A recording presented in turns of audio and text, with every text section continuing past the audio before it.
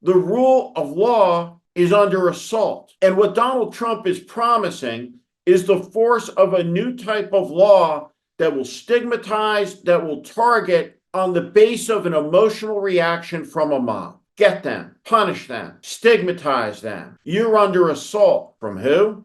The black people, the brown people, the Asian people, anybody who looks different. It is the 24th of May. 165 days remain until the American people will decide who sits in the Oval Office.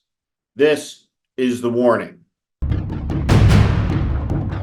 Yesterday, Donald Trump left the Manhattan courthouse and crossed over into the Bronx, where he delivered one of his most unhinged speeches of 2024. His words are nonsensical. They're coming from so many places, we don't have any idea. In many cases, we don't even know what the language. You know, you have languages that people don't even know about. What makes them dangerous is the intention to enforce them with the power of the presidency, with the force of law. What Donald Trump is promising is a mass deportation campaign. They cannot stay. We will immediately begin the largest criminal deportation operation in our country's history because this situation is sustainable by no country. No country can sustain this. You could hear the incited crowd yelling, "Send them back, send them back, send them back." There is a thin line at a Trump rally between an incited crowd and a mob. We've seen the mob turn to violence before. On January 6th of 2021, when an incited mob of political extremists attacked the United States Capitol. Please notice some of the flags that were flying high during the attack on the peaceful transition of power. These all together are flags of fascism that support the rhetoric and the cause of a fascist who is the Republican/MAGA nominee for president who promises to lock up his political opponents. Let's listen. Do you regret not locking her up? And if you're president again, will you lock people up? Well, I'll give you an example. The answer is you have no choice because they're doing it to us.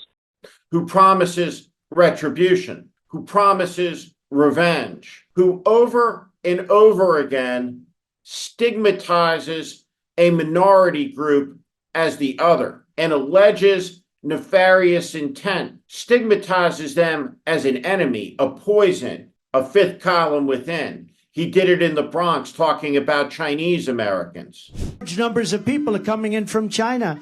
And if you look at these people, did you see them? They are physically fit. They're 19 to 25. Almost everyone is a male. And they look like fighting age. I think they're building an army. They had 29,000 people over the last. I think they want to get us from within. I think they're building an army.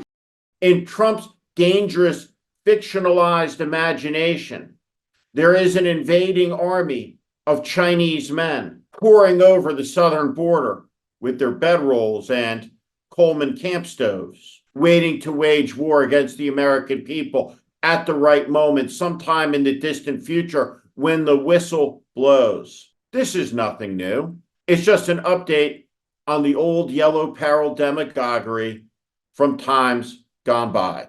But that's not the worst of what Trump is talking about. Let's listen to Trump talk about immunizing the police to do violence across America if they wish to do, and understand the political intent of what he's promising.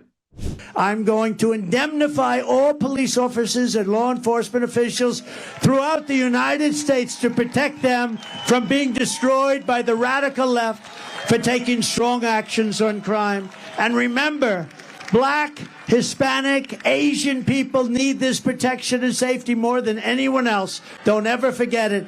And after years of talk by the radical left Democrats, we are going to give them the protection they need, and we're going to protect our police. We're going to make sure they do a great job. But before we examine closely what it is that he says, let's back up a bit. Let's back up to that moment in the Oval Office when Donald Trump is asking the chairman of the Joint Chiefs of Staff and senior military leaders if he can order the American military to wound Black people peacefully protesting in front of the White House, asking if the armed forces of the United States can shoot them in the legs, in the arms, to deter them. Now, what wound up happening on that day was a tear gas attack and an assault on peaceful protesters by government thugs, jackbooted thugs, so to speak. They lacked identification, they lacked badges, they lacked any markings whatsoever. They were imported from the Federal Bureau of Prisons and they were turned loose to do violence. And the simple fact of the matter is they should not be immunized in a special category protected from justice, because there is a long history of abuse. When racists are given a badge and a gun in America, tragedy ensues. George Floyd, the Edmund Pettus Bridge. What all of these actions have in common is their immorality, but also their criminality. These are criminal acts. And no officer of the law should have a license to be a criminal. It is antithetical and it is dangerous. The rule of law is under assault. And what Donald Trump is promising is the force of a new type of law that will stigmatize, that will target on the base of an emotional reaction from a mob. Get them, punish them, stigmatize them. You're under assault. From who? The Black people, the brown people, the Asian people, anybody who looks different. This isn't a new argument in American life. It's a reassertion of an old dogma, thought extinguished in the third decade of the 21st century by a man who leads a political cause that promises now in 165 short days to do two things. If it wins, to dismantle completely the federal government of the United States and the United States Civil Service, making an oath necessary for government service. And that oath is to Donald Trump, the man above the nation, above the flag, above the Constitution of the United States. It is the most dangerous idea since the Confederate Constitution. It is appalling, but it is real and it is happening. What Donald Trump is doing in the Bronx is making promises that he intends to keep. And these promises aren't about making your life better or even pretending to care that he wants to make your life better. No, these promises are about the execution of power against enemies, against scapegoats, to sate the lust of a mob. Trump feeds off of the energy. He feeds off of the anger. He fuels it and is fueled by it. Let's watch. It's a very serious, horrible thing. It would have never happened if the election weren't rigged. It would have never happened. Let me introduce you to a senior United States Airman, Roger Fortson. He was shot and killed by a Florida sheriff's deputy from Oskaloosa County. Airman Fortson was shot 6 times. The sheriff's office knocked on his door. He answered it, and oft-times, surprised by the knock, with a handgun at his side, in his hand. He did not draw it. He did not point it in a dangerous or threatening manner.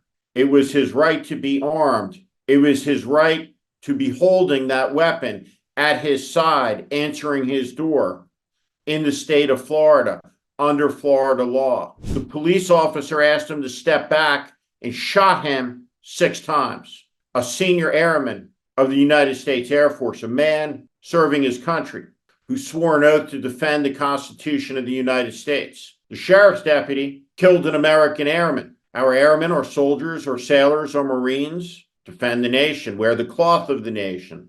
Look at the grief on the faces of the Air Force personnel. Ponder it, the indecency of this act. It is up to a jury to decide if it is criminal. But certainly the man who killed Senior Airman Roger Fortson does not deserve an immunity to be protected just because he's a cop.